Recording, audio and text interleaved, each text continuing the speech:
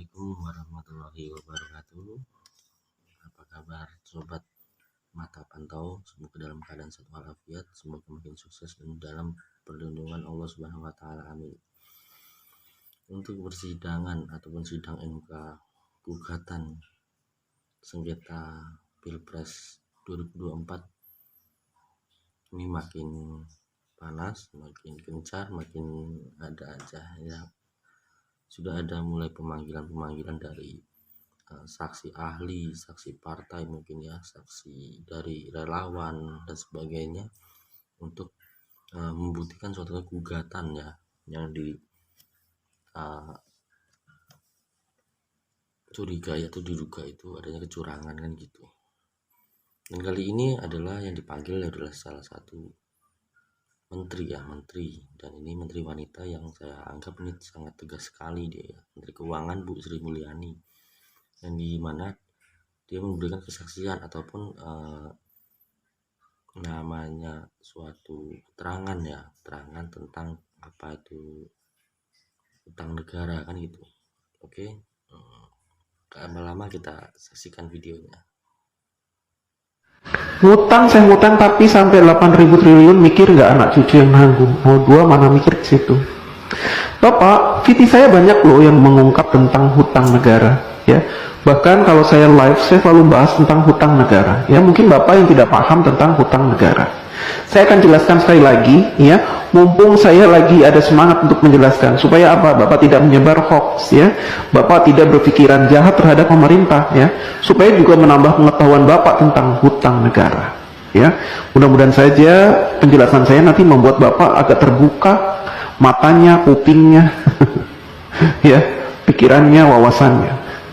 Jadi begini Pak, hutang negara, setiap negara ingin mengajukan hutang kepada IMF atau World Bank gitu ya, atau kepada negara-negara lain gitu ya, kepada negara-negara yang mau memberikan hutang, maka harus disepakati oleh wakil-wakil Bapak. Di mana? Di DPR RI ya. Bentuk negara kita memang mempunyai aturan seperti itu. Presiden tidak bisa memutuskan segala sesuatunya, apalagi perkara hutang sendirian. Jadi harus dinegosiasikan dengan DPR, dan DPR punya peraturan bahwa negara tidak boleh berhutang ya, yang mana pembayarannya, cicilannya itu melebihi 60% dari penghasilan negara ya. Nah saat ini sejak Bapak Jokowi menjadi presiden, hutang negara kita itu tidak lebih dari 35%. Artinya jauh di bawah batas maksimal berhutang yang ditentukan oleh DPR RI, yaitu 60%. Artinya apa? Kita masih berada di ambang aman ya.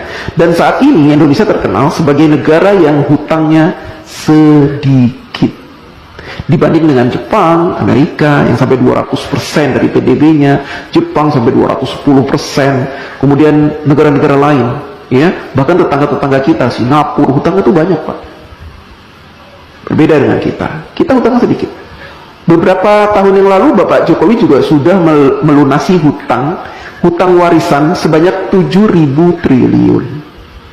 Bapak heran kan dari mana uang 7.000 triliun itu kok Pak Jokowi bisa membayar? Karena Bapak Jokowi selama ini melakukan penghematan pengeluaran APBN.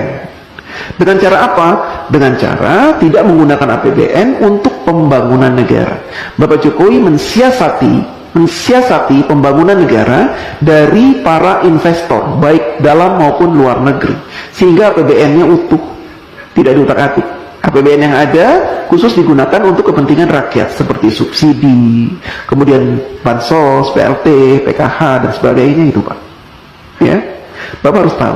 Jadi kalau Bapak bilang hutangnya sampai 8.000 triliun itu, seandainya saat ini hutang kita 8.000 triliun, itu sedikit Pak. Dibanding dengan PDB kita tuh sudah banyak sekali Pak.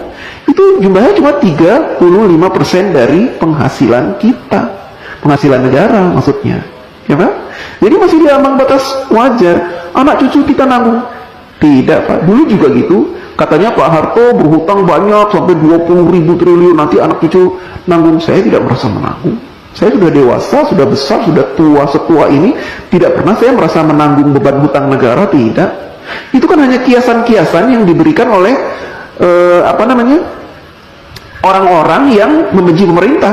Ya, jadi mereka membuat rumor-rumor seperti itu supaya apa? Supaya kita membenci pemerintah. Kan gitu. Kita awam, orang awam tidak pernah diberikan pemahaman tentang hutang negara, sehingga yang ada di pikiran kita, hutang, negara berhutang, nanti anak cucu kita akan membayar. Tidak, Pak. Ya, selama pemerintahan itu baik, memberikan kesejahteraan kepada kita, memberikan gaji UMR yang pantas, ya, kemudian memberikan peluang-peluang untuk usaha sehingga kita punya penghasilan setiap bulan dan memberikan lowongan-lowongan pekerjaan yang sangat banyak, maka kita tidak terbebani oleh hutang negara, Pak. Ya, apalagi sekarang pemerintah sudah membuka banyak sekali lowongan dengan dibukanya smelter-smelter, proyek-proyek hilirisasi, itu akan membuka ratusan ribu lowongan pekerjaan, Pak, buat bangsa Indonesia, dan itu akan menjadi penghasilan yang akan dinikmati dan sehingga kita tidak dibebani oleh hutang itu, hutang negara tidak dibebani, Pak. Jadi Bapak jangan sok tahu, ya.